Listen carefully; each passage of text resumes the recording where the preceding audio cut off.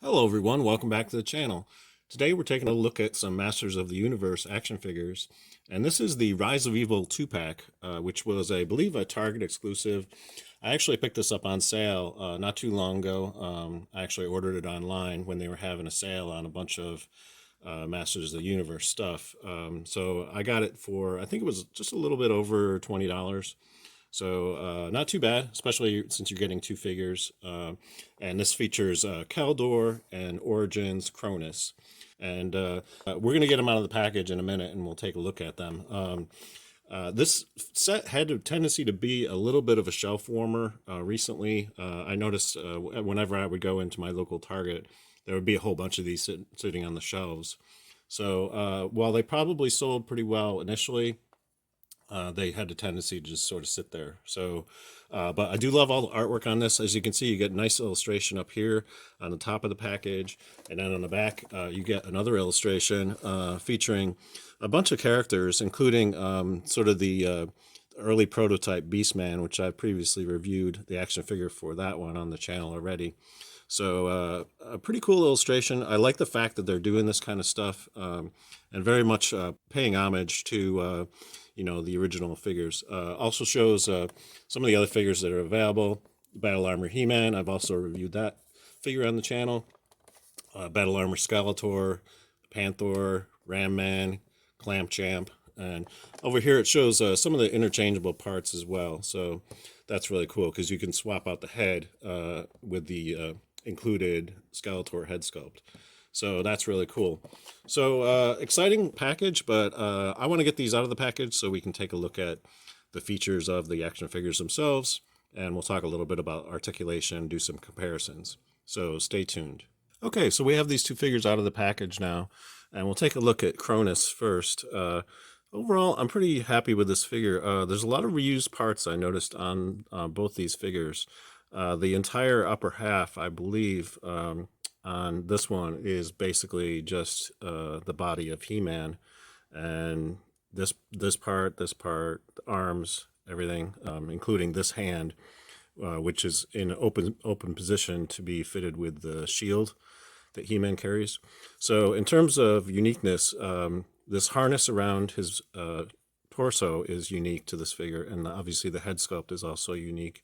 He also comes with a blaster accessory, which is pretty cool looking. I kind of like that. There doesn't seem to be like a way to holster that. I thought maybe these little things on the back were part of a way to attach the thing to his back, but they're too small really to port in with these handles and stuff. So yeah, I'm not too sure what these things are, these little loops on the back, or this little loop on his head. Again, there's nothing to attach to those, so a little confused about that. But there is different sculpting on the legs of this figure. I believe these are the same legs that were used on the Trapjaw figure.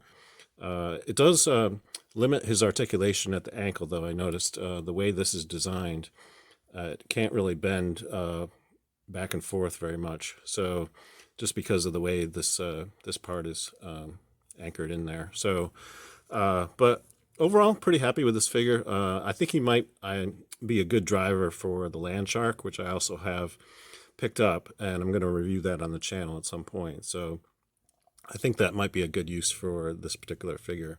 I've seen other people, make that choice to use this guy as the driver for the Land Shark. So that's pretty cool. And then over here on Keldor, I believe a lot of the parts on this are also reused from He-Man. The arms definitely, although he includes a gripping hand on both sides, so which means he can hold both of his accessories, which is quite nice. That was a downside on some of the other figures where the hand on this side wasn't able to hold anything. So you weren't able to have the two accessories be held at the same time. And in terms of the accessories, you can see this is a full version of the Power Sword. So that's actually quite cool because in the previous releases, you basically got the two halves. So you'd have to buy both He-Man and Skeletor in order to get the full sword. Whereas with this set, it's already a full sword. So that's excellent. I'm not too crazy about the coloration on this thing because It's a little weird looking with that sort of green glow on it, but it is nice to have a full version of the sword. So that's really nice. And then on the figure, he also comes with a cape, so which is nice. And the Keldor head sculpt does have a little bit of limited movement because of the way this hair drapes over the back. So you can't really, I guess you can move it around quite a bit, but it's sort of a little awkward just because that smashes against his shoulders and stuff. But I do like the cape accessory. I think that's really cool looking. Definitely sets it apart from the other version of Skeletor. And the staff accessory is, again, just a redone version of the original one that came with Skeletor, just done in different colors. So that's kind of cool. And in terms of the extra head sculpt, yes, you can pop off this head sculpt and then pop on the Skeletor head sculpt. So there you can see what that looks like. And interesting thing about this this head sculpt, there's sort of like what appears to be like translucent eyes within the eye sockets. There's like a kind of glow going on in there. So that's actually quite cool. Definitely sets it apart from the original Skeletor. And let's do a side-by-side comparison because I know you may be curious about the coloration. The skin tone on the new version of Skeletor, this Keldor version, is essentially the same, but he has the gauntlets on the wrists, as you can see. So that's different from the original Skeletor, and so these are basically reused He-Man arms. And but again, he has that gripping hand over here, which the original Skeletor did not. So that's nice, and definitely a different head sculpt on Skeletor as well. So it doesn't have the open mouth like on the original. So yeah, in terms of the other accessories, I think they're pretty much just recasts in a darker colored plastic, and then you get the painted detail on the chest as well. So and again, the cape really kind of makes it for this figure. Definitely different foot sculpting too. You can see there's quite a bit of difference between these two versions. So yeah, side by side, quite a bit of difference there. I do like this version a lot, especially those kind of glowing eyes. I think that's kind of mesmerizing. So that's really cool. So I'm going to bring in He-Man so I can show you what I'm talking about in terms of the reused parts. As you can see, the gauntlet arm basically on He-Man is the same as this arm. It's just recast in different colored plastic and so forth. So yeah, some reused parts. So definitely a lot of recycling going on in this particular character line. But the cool thing is the interchangeable parts. As I've shown you in some of my previous Masters of the Universe Origins videos, a lot of these parts are removable. So basically, if you want to swap out arms, you can basically just pop them off.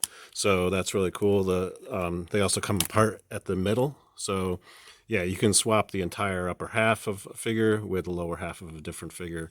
So the lower leg also comes apart here too. Basically, you're able to take that off and swap out the lower half of the leg on various figures as well. So very cool feature. You know, I like the interchangeable parts, and you know, the head sculpts and stuff all pop off as I shown you earlier. And yeah, again, I'm a big fan of this particular Origins line. I think just in terms of the durability, the play value, the interchangeable parts, and the fact that they are keeping true to the original scale of the Masters of the Universe line, but adding in extra articulation. And I've gone over articulation before. You know, as you can see at the head sculpt, basically you get a lot of movement because it's on a ball joint. You get a single pivot at the waist. At the arms, basically they can extend out. They also spin 360. You also get bending at the elbow, you know, and a pivot at the elbow as well. And then bending back and forth at the hand, also pivot at the hand. You know, you can kick out, kick forward, kick back, knee bend, knee pivot as well, side to side. And then you get a pivot joint here at the boot cut, and then articulation at the ankles, back and forth like that. And also you get a ankle rocker from side to side a little bit too. So yeah, lots and lots of articulation on these. And I think they're great, not only for collectors, but also, you know, you could give this to a kid and they could beat up on it and it would probably survive pretty well. So yeah, they got a lot of durability in terms of their overall construction. So, you know, and always cool to get another version of Skeletor. You know, I think this set was worth it just for this figure alone. I think it's very cool. The addition of the cape in particular really makes this one fantastic. That's pretty much all I have for you today. If you enjoyed this video, please give it a thumbs up.